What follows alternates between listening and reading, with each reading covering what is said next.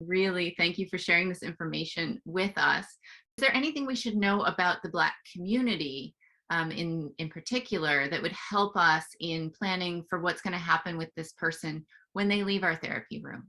I think it's important to know that social functioning is huge within this community. And when I speak about social functioning, I mean social participation, social networks, and social support. And so it's really important for us as practitioners to make sure that not only the therapy that we're providing helps support that individual within that social context, but that we're also making sure that the person feels socially supported, because social functioning and social community is so important within this population. Does that mean that our goals have to be more socially focused? Yes, that's exactly what that means. It doesn't do any good for the patient's ability to participate in sentence completion or use circumlocution or some of these things if they don't feel comfortable using them within a social context. And I believe that our role, especially when we think about maintenance and generalization, is to not wait until we get to that end piece to see if the patient can use some of these strategies within a social context. We have to bring that social context into therapy at the beginning. Absolutely. And it sounds like me, you are a huge proponent of the life participation approach to aphasia.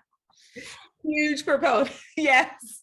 And so much of what you've said about how we should set goals, how we should treat, like these are just best practices in our field that we're probably as clinicians not universally doing for everyone, but maybe especially for our patients when we don't feel that we know or understand their race or culture as well. And I think that that's why it's so important for us to use the patient-reported outcomes, because there's a piece that we're not going to understand.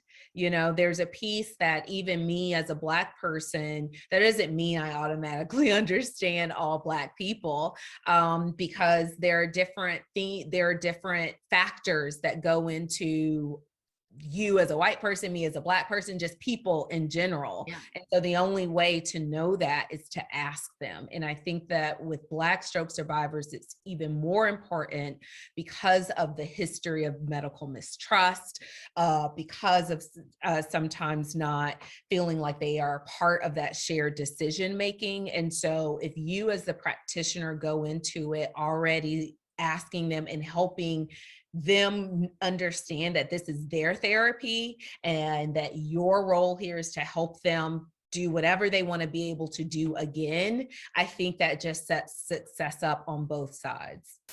Yeah, I totally agree. That's great advice.